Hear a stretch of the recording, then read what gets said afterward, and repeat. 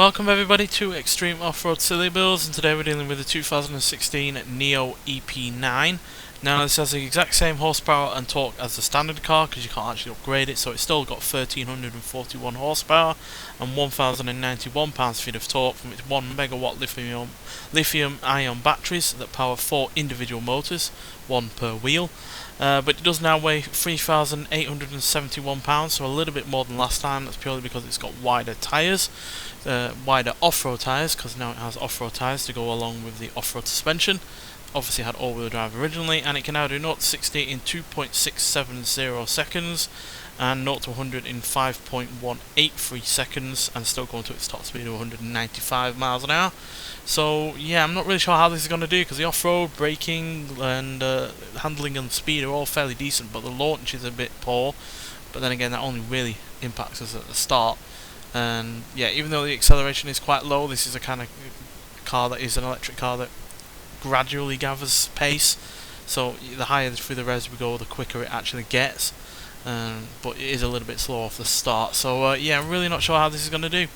This is this our first all-electric car? I can't remember. Yes, it is.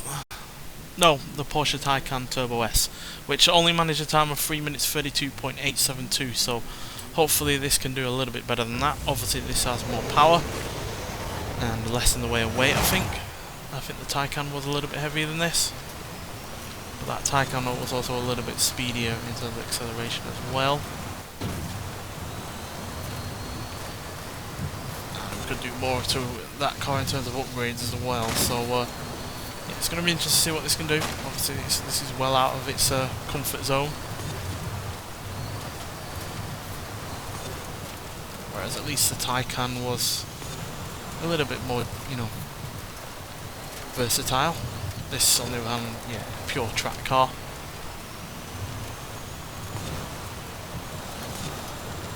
Handling should hopefully make up for any acceleration deficiency.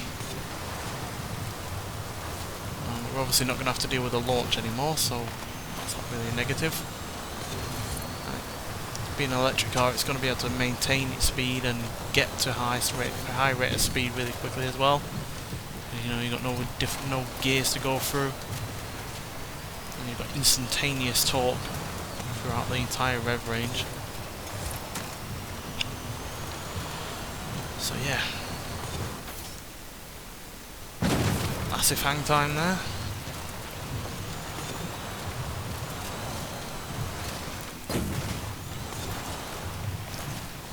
Despite its weight, it is quite nimble. Struggles a little bit though to get out of slower corners.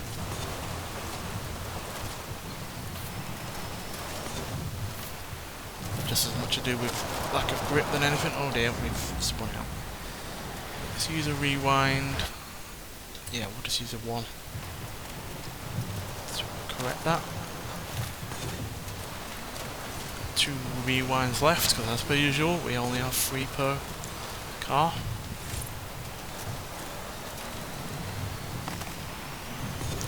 It's purely to make it fair. I don't want to try and rewind every kind of mistake that we make. Only the ones that truly cost us some time.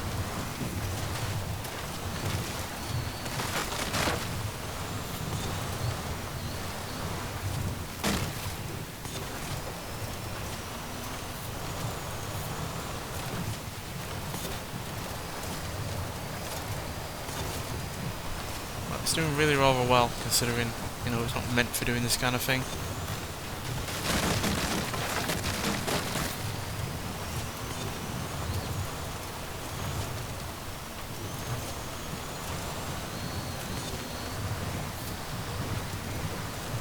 Get 150 down there.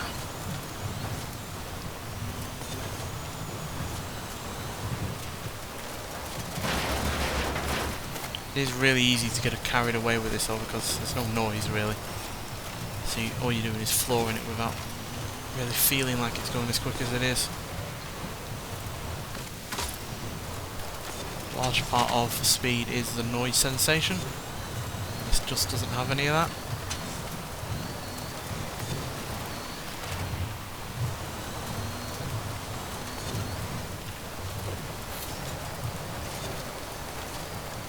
going to be on for a relatively reasonable time. I think we're going to beat the Porsche though.